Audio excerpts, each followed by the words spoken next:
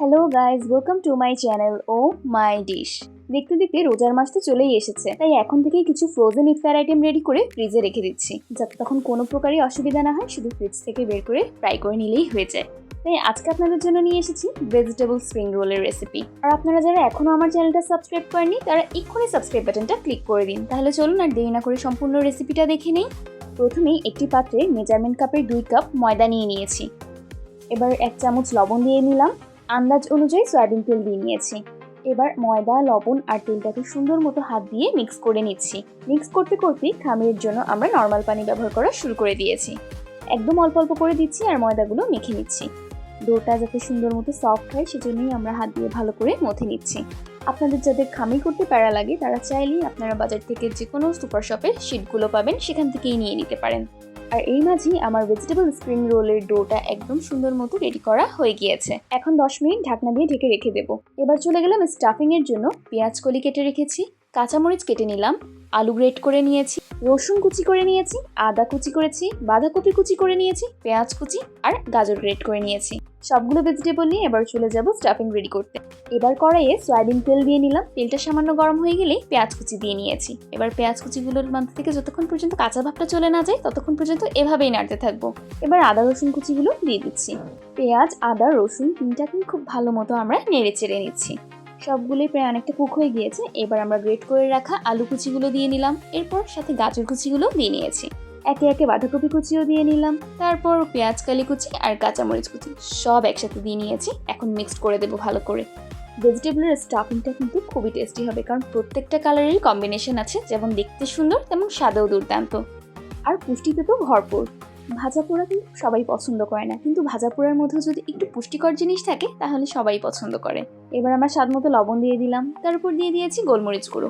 এবার দুইটাকে সুন্দর মতো মিক্স করে নিচ্ছি। আবার সুন্দর মতো সবগুলো নাড়া হয়ে যাওয়ার পর আমরা একটু 5 মিনিটের জন্য ঢাকনা দিয়ে ঢেকে রেখে দেব। 5 মিনিট পর ঢাকনা খুলে দেখি প্রায় অনেকটাই সিদ্ধ হয়ে গিয়েছে। এবার আমরা সয়া সস দিয়ে দিলাম, টমেটো সস দিয়ে দিয়েছি আর একটু চিলি সস দিয়ে দিলাম। এবার একটু গরম মশলা দিয়ে নিয়েছি। এবার সব সসগুলোর সাথে মশলাটাকে ভালো করে মিক্স করে দিচ্ছি ভেজিটেবলগুলোর সাথে। যে কোনো স্টাফিংয়ের মধ্যে যখন আমরা কয়েক রকমের সস দিই, স্টাফিংটার টেস্ট এত ভালো হয় বলার বাইরে। এখন আমরা লাস্ট 2 মিনিটের জন্য ঢেকে রাখলাম। আর দেখুন, সম্পূর্ণ আমাদের ভেজিটেবলের স্টাফিংটা একদম রেডি হয়ে গিয়েছে। এবার আমরা রোলের বডিটা বন্ধ করার জন্য একটা লেই তৈরি করে নিচ্ছি। সেখানেই 2 চামচ কর্নফ্লাওয়ার আর 2 চামচ ময়দা দিয়ে একটু পানির সাহায্যে ভালো করে মিক্স করে নিচ্ছি। ভালো করে মিক্স করা হয়ে যাওয়ার পরেই একটা ঘন ব্যাটার হয়ে যাবে। এই জিনিসটা আপনারা যে কোনো স্টাফিং দেওয়া স্ন্যাক্স বানানোর সময় ইউজ করতে পারেন। সুন্দর মতো আমার ব্যাটারটা তৈরি করা হয়ে গিয়েছে। এবার চলে যাব আমরা শিট রেডি করতে। চপিং বোর্ডের উপর একটু আটা ছিটিয়ে নিয়েছি। এর উপরে নিয়ে নিলাম রেস্টে রাখা স্প্রিং রোলের খামিরটা। এবার ভালো করে লম্বা করে আমরা একটু বেলে নিচ্ছি, যাতে সুন্দর মতো আমরা কেটে নিতে পারি।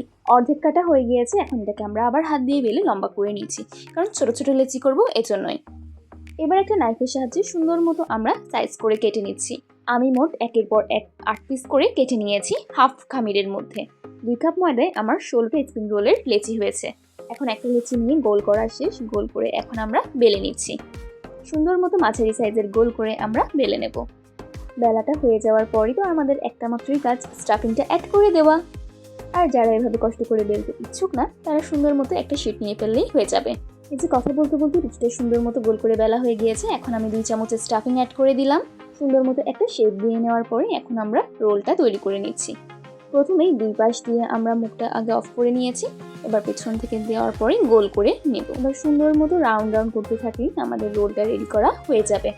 এই যে অলমোস্ট হয়ে গিয়েছে। এখন আমরা রেডি করে রাখা সেই লেইটা আমরা দিয়ে দিলাম। এটা দেওয়ার কারণেই রোলটা একদম ছুটে যাবে না। এই তো একটা ভেজিটেবল স্প্রিং রোল রেডি করা হয়ে গিয়েছে। এখন আপনাদের সবার সুবিধার জন্য আমি আরও একটা করে দেখিয়ে দেব। একদম সবচেয়ে ইজি কাজ। একটা রুটি গোল করে আমরা বেলে নেব। বেলার পর আমরা সুন্দর মতো স্টাফিংটা দিয়ে দেবো। তারপরে 2 পাশে সুন্দর মতো ভাঁজ করে পেছন থেকে একটা অফ করে মুখটা, তারপরে আমরা রাউন্ড রাউন্ড করলেই আমাদের রোলটা একদম রেডি। হ্যাঁ, কিন্তু সামনে এই ময়দার লেইটা দিতে একদম ভোলা যাবে না, নাহলে রোলটা কিন্তু আবার খুলে যাবে। এভাবেই রোলগুলো রেডি করা হয়ে যাওয়ার পর আমরা মাহে রমজানের জন্য ফ্রোজেন করে রেখে দিতে পারি। আর দেখুন, আমার সবগুলো রেডি। এখন আমি এভাবে এগুলো ফ্রোজেন করতে রেখে দেবো।